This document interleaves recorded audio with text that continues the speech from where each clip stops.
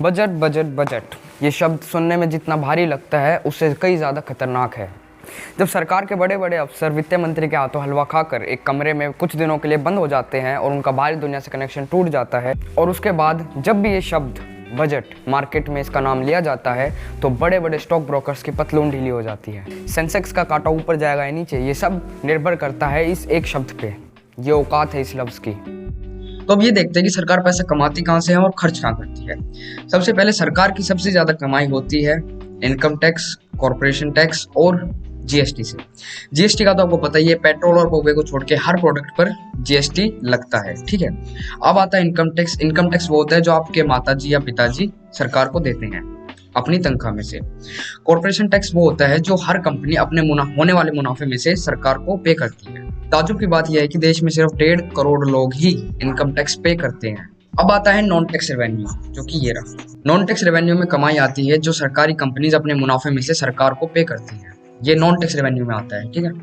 अब आता है union exercise duties. Union exercise duties में क्या होता है कि जो भी मैन्युफैक्चरिंग करने वाली कंपनी होती है वो सरकार को पे करती है, सेंट्रल गवर्नमेंट को पे करती है, ठीक है। कस्टम ड्यूटीज का तो आपको पता ही है, जो कि बाहर से आने वाले प्रोडक्ट पर लगती है। अब बच्चा नॉन डेब्ट कैपिटल रिसिप्ट और बोरिंग एंड अदर लायबिलिटीज, ये हम आपको आगे बताएंगे। तो जैसे कि आपने देखा कि सरकारी कमाई सरकार के खर्च से 20 पैसे ज़्यादा थी। सरकार ये 20 पैसे गवर्नमेंट सिक्योरिटीज़, बॉन्ड्स या फिर मार्केट में छोटी मोटी स्कीम चलाकर कमाती है, जिसको बाद में सरकार को इंटरेस्ट के साथ लोगों को चुकाना होता है। तो मोटा माटी आपको बता दूं कि आपकी सरकार हमेशा ही घाटे में थी, घाटे में है और घाटे में ही रहेगी। चाहे कितना अंगा लगा लो, कुत्ता खीर खा लेगा पर सरकार फायदे में कदे ना आवे, ठीक से। चाहे मुँह से ना बना लो प्रधानमंत्री, ठीक से। अब सरकार अगर अपने घाटे की भरपाई करना चाहती है तो उसे कुछ और तरीके निकालने होंगे पैसा कमाने के। तो चलो देखते हैं। सरकार कॉर्पोरेशन टैक्स, इनकम टैक्स और जीएसटी को बढ़ाकर अपना घाटा पूरा कर सकती है, लेकिन इससे मार्केट पर एक भयंकर बुरा असर पड़ेगा। कॉर्पोरेशन टैक्स बढ़ाने से क्या होगा कि कंपनीज टैक्स देने के चक्कर में अपने प्लांट बंद करेगी तो अनएम्प्लॉयमेंट आ जाएगी, सॉरी।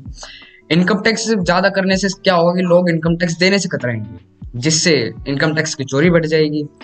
जीएसटी, अगर प्रोडक्ट पे ज्यादा जीएसटी होगा तो हम उसे खरीदना बंद कर देंगे, जिससे मार्केट पर असर आएगा। तो बचेगा यूनियन एक्सरसाइज ड्यूटीज और कस्टम ड्यूटीज। सरकार इन दोनों पर टैक्सेस घटाती बढ़ाती रहती है। जैसे इस बजट में सरकार ने क्या किया है कि सरकार ने एसी पर यूज होने वाले पार्ट्स पर कस्टम ड्यूटी बढ़ा दी है, जिससे अब एसी महंगे होने वाले हैं। और फोन पर यूज होने वाले पार्ट्स पर सरकार ने कस्टम ड्यूटी कम कर दी है, जिससे फोन सस्ते होंगे। अब आते हैं नॉन टैक्स रेवेन्यू पर। जी हाँ, सरकारी से बढ़ा सकते हैं, लेकिन इसका ज्यादा असर गरीब जनता पर होगा। हाँ, अगर सरकार नॉन टैक्स रेवेन्यू को बढ़ाना चाहती है तो उससे सरकारी कंपनीज के एफिशिएंसी को बढ़ाना होगा, तभी इसका कुछ फायदा मिलेगा सरकार को। अब आते हैं नॉन डेब्ट कैपिटल रिसिप्ट पर। देखो, ऐसा है कि सरकार ने 1991 में एलपीजी पॉलिसी यानी लिबरलाइजेशन, प्राइवेटाइजेशन और ग्लोबलाइजेशन के तहत यह तय किया था कि देश की सभी नॉन एसेंशियल सरकारी कंपनियों को प्राइवेटाइज कर दिया जाएगा। और हाँ, इसी नीति को देश के सभी प्रधानमंत्रियों ने विपक्ष की चीछा लेदर को दरकिनार करते हुए प्राइवेटाइजेशन पर भरपूर जोर दिया। और हाँ, ये बात अलग है कि मोदी जी इस बात को ज़्यादा दिल पर ले गए। दरअसल 1991 से सभी सरकारी कंपनियां सरकार की ही होती थी, वो देश की प्राइवेटाइजेशन के बाद ही होती थी, क्योंकि प्राइवेटाइजेशन के बाद सभी कंपनीज के शेयर इशू किए जाते थे, जिसे आप खरीद कर उसके हिस्सेदार बन सकते थे। अब सरकार एयर इंडिया, LIC, कोल इंडिया और कुछ सरकारी बैंकों को प्राइवेटाइज करने के मूड में है। यानी सरकार उन सभी कंपनियों से अपनी हिस्सेदारी 51% से कम करना चाहती है। और यहीं से शुरू होती है सरकार और उसके विरोधियों के बीच में मीम वॉर। हाँ, तो अब बात करते हैं सरकार की उधारी यानी बोरोइंग एंड अदर लायबिलिटीज पर। देखिए, जब सरकार के पास ये ऊपर के सारे रास्ते बंद हो जाते हैं तो सरकार के पास बचता है ये आखिरी रास्ता, ये आखिरी हथियार जो सरकार इस्तेमाल करती है। अब जरा मैं आपको आपके दाईं तरफ दिखाना चाहता हूँ, यानी यहाँ सरकार का सबसे ज्यादा खर्च होता है इसी उधार को चुकाने के लिए। सरकार दरअसल मार्केट से यानी आपसे और हमसे छोटी छोटी schemes, government securities, Harshad Mehta वाली, हाँ वही सिक्योरिटीज, उनके जरिए आपसे और हमसे पैसा लेती है और उससे देश चलाती है। अब सरकार के हाथ बंधे हुए हैं, क्योंकि जैसा कि मैंने आपको बताया था कि सरकार किसी डायरेक्ट और इनडायरेक्ट टैक्स को बढ़ाकर कमाई नहीं कर सकती, बल्कि समझदार सरकार मार्केट में डिमांड क्रिएट करती है, जिससे इकोनॉमी मूव करती है और जिससे ये सभी टैक्सेस अपने आप लाइन पर आ जाएंगे और लोग ईमानदारी से टैक्स भरेंगे।